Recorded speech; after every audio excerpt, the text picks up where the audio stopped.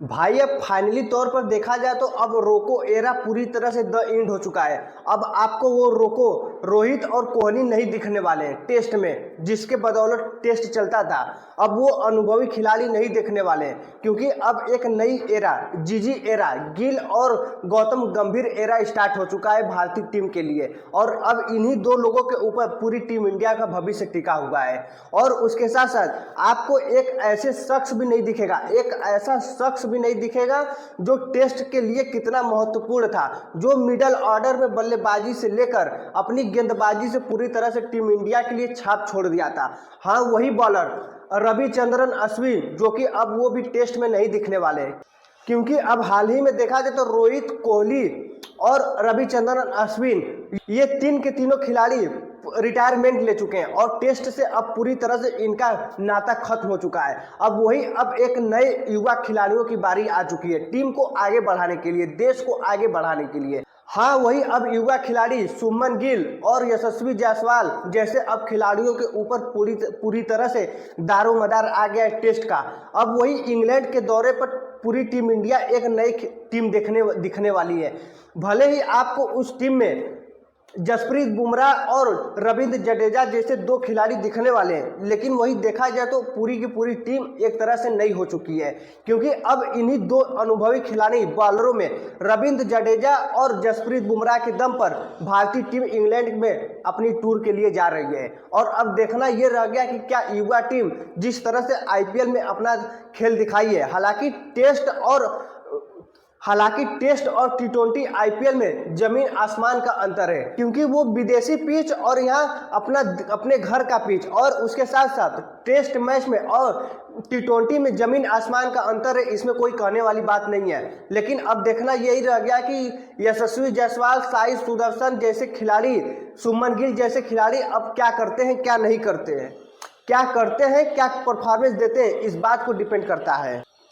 वही शुभमन गिल की बात करें तो भैया ये पहली बार अपनी विदेशी टूर पर अपनी कप्तानी में टीम इंडिया में खेलेंगे, मतलब कि ये खुद अब कप्तानी करेंगे टेस्ट की, और ये टीम इंडिया को अपनी तरफ से गाइड करेंगे। और उसके साथ साथ आपको वो दोनों खिलाड़ी नहीं दिखने वाले हैं, जैसे कि जिससे कहा जा सकता है कि टीम इंडिया के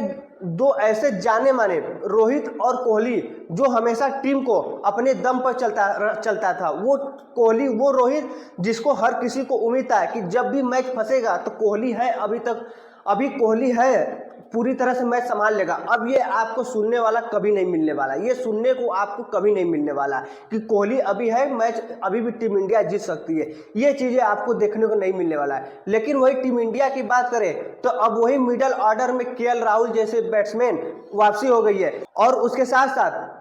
ऋषभ पंत, केएल राहुल को, इन दोनों प्लेयरों को अपना मिडल ऑर्डर अब इन्हीं दोनों के बल पर चलना है, और इन्हीं दोनों लोग को अपना मिडल ऑर्डर संभालना है। और उसके साथ साथ और भी बैट्समैन है, क्योंकि अब टीम इंडिया के लिए सबसे ये भी मुश्किल हो गया कि प्लेइंग 11 एक्चुअल में खेलेगा कौन, क्योंकि साई सुदर्शन को देखा जाए तो साई सुदर्शन अपना टी20 आईपीएल में वो ओपनिंग करते थे, लेकिन वही टेस्ट की बात करें तो टेस्ट में ऑलरेडी शुभमन गिल और यशस्वी जायसवाल अपनी ओपनिंग करते हैं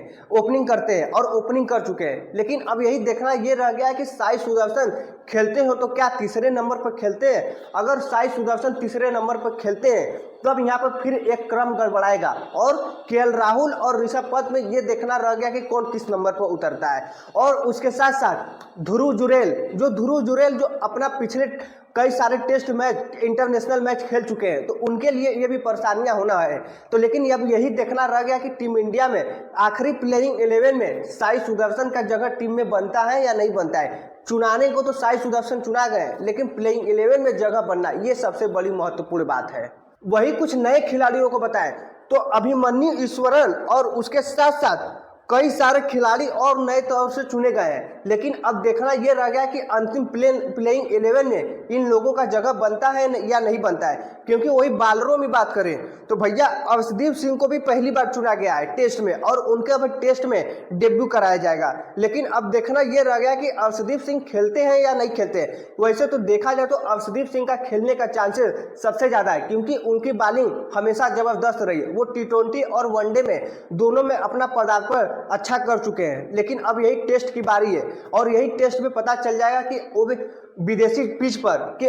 अर्शदीप सिंह अपनी किस तरह की गेंदबाजी करते हैं। वही उसके साथ साथ आईपीएल के पर्पल कैप विजेता प्रसिद्ध कृष्णा, जो कि आईपीएल में अच्छे खासी बॉलिंग किए थे और पर्पल कैप की विजेता रहे, और इसी कारण से प्रसिद्ध कृष्णा को अच्छी बॉलिंग की वजह से टेस्ट में चुना गया है। और अब देखना यह रह गया है कि किसे एक्चुअल में मौका मिलता है, क्योंकि एक तरफ जसप्रीत बुमराह जो सबसे अनुभवी और सबसे टीम इंडिया के बेस्ट खिलाड़ी है, और उसके साथ साथ और जब इंग्लैंड में खेलना है तो भाई जसप्रीत बुमराह का खेलना तो जरूरी है, क्योंकि वहाँ के पीछे बहुत ही जबरदस्त स्विंग वाली पिच होती है। और यही कारण है कि स्विंग वाली पिच की वजह से श्रेयस अय्यर को नहीं चुना गया, क्योंकि श्रेयस अय्यर की सबसे बड़ी कमजोरी स्विंग पिच है और स्विंग पिच पर श्रेयस अय्यर को खेलना सबसे दिक्कत होता है। और उसके साथ साथ अब श्रेयस अय्यर को टी20 और वनडे के लिए खास तौर से रखा जा रहा है, और यही कारण है कि श्रेयस अय्यर को अब आगे से नहीं चुना जा रहा है टेस्ट में। तो चलिए अब देखना यह रह गया है कि कौन सी प्लेइंग 11 टीम इंडिया को खिलाती है, कौन सी नहीं खिलाती है, क्योंकि इस बात का निर्णय करना बहुत ही कठिन हो चुका है, क्योंकि अब नए नए खिलाड़ी आए हैं और उसके साथ साथ 2 ऐसे अनुभवी खिलाड़ी चले गए, 3 ऐसे अनुभवी खिलाड़ी टीम इंडिया से चल गए, जिसका कवर कर पाना हर किसी के बस की बात नहीं है। तो आप अपना प्लेइंग 11 एक बार कमेंट में जरूर कीजिएगा कि आपका प्लेइंग 11 किस तरह का होने वाला है। तो चलिए, अगर वीडियो पसंद आया हो तो चैनल को सब्सक्राइब जरूर करिएगा।